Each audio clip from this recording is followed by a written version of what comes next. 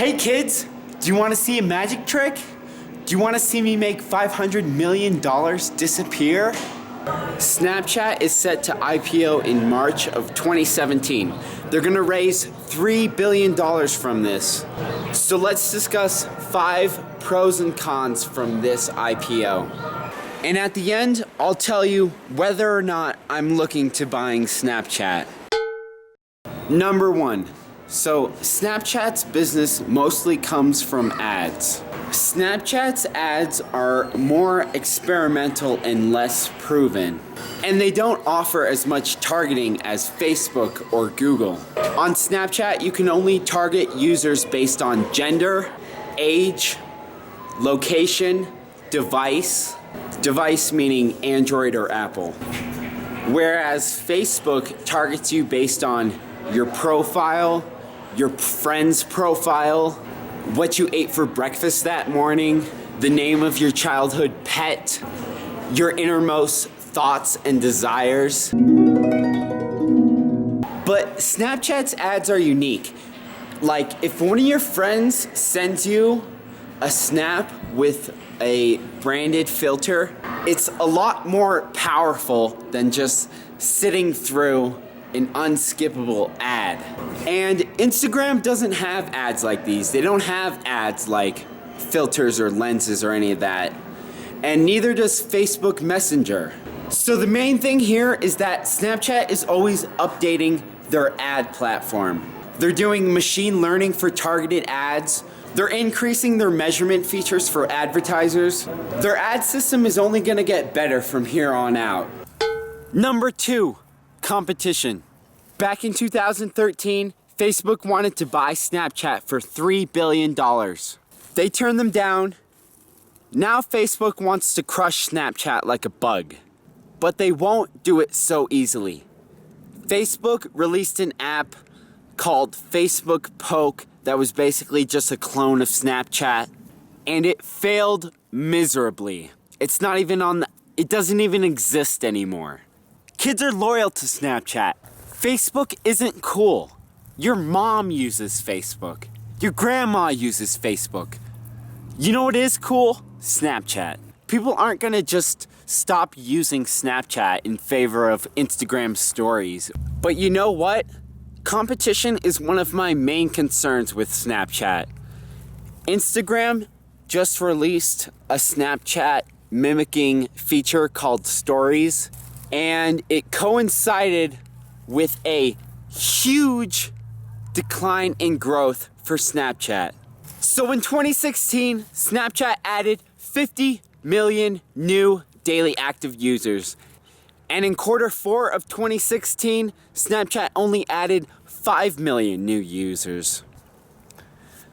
Right now, Instagram Stories has 150 million daily users. That's almost as much as Snapchat. And for reference, Instagram has roughly 600 million daily users total. And Instagram is growing much faster than Snapchat. So Facebook Messenger has filters now. Facebook and Instagram have disappearing messages now. What about Beam? When is Beam gonna IPO?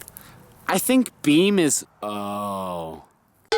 Number 3, user growth and engagement. Snapchat is incredibly engaging. Listen to this. Users over 25 use Snapchat an average of 12 times a day for 20 minutes. Users over 25 use Snapchat up to 20 times a day for an average of 30 minutes a day. This is like a religion. But you know what? There's something that worries me. There's this article that I read online that Snapchat is faking their daily active user numbers. And if that's true and it comes out with the truth after Snapchat IPOs, there's 2 options here. Either this guy is just lying or this guy isn't lying, or there's a third option. Maybe some Russian hackers just hacked my computer and they're fabricating my Google results.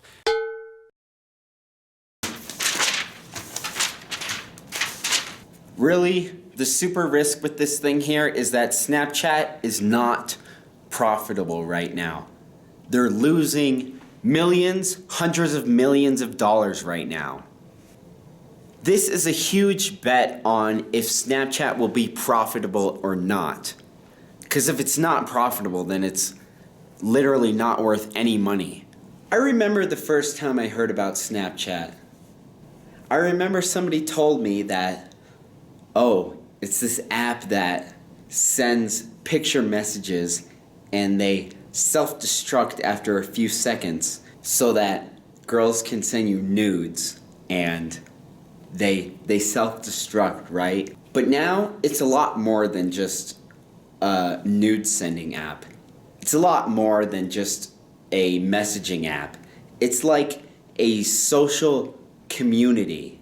I should also mention that I don't use Snapchat, but just for this video, I made a Snapchat account. Here's my Snapchat code. Add me on Snapchat. Send me snaps of if something crazy happens to you on Robinhood or any kind of picture or video at all. I want to see your guys' videos. Send them to me right now. Add me on Snapchat. Username BizVlogs. Let's look at the numbers here. Let's see if Snapchat is really gonna be profitable anytime soon. If we're looking at profitability, we also have to look at Snapchat's reliance on Google Cloud. Snapchat right now is Google Cloud's largest customer. They just filed a contract with Google Cloud in January of 2017 to spend $2 billion in the next 5 years, at least $400 million a year. And it looks like they have a similar contract with Amazon for redundant cloud services. They're spending $1 billion in the next 5 years.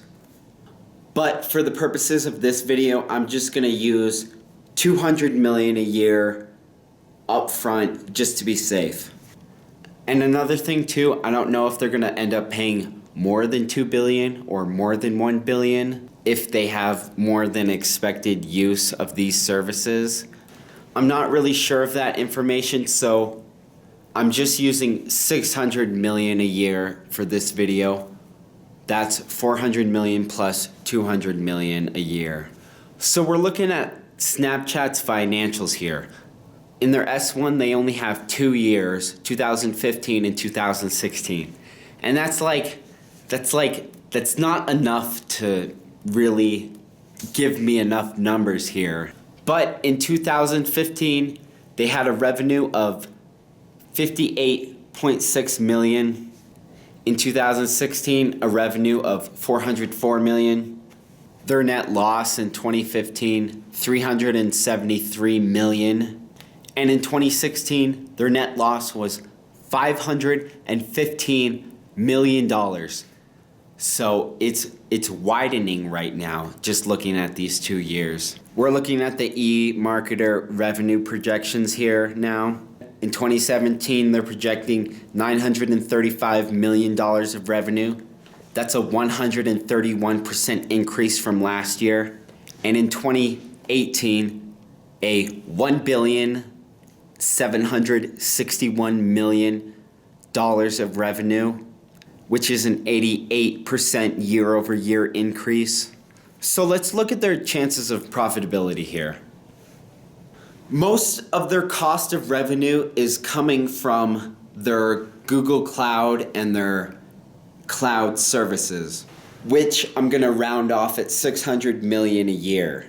Their other costs for 2015 were $258 million, and then in 2016, an 83% increase to $473 million.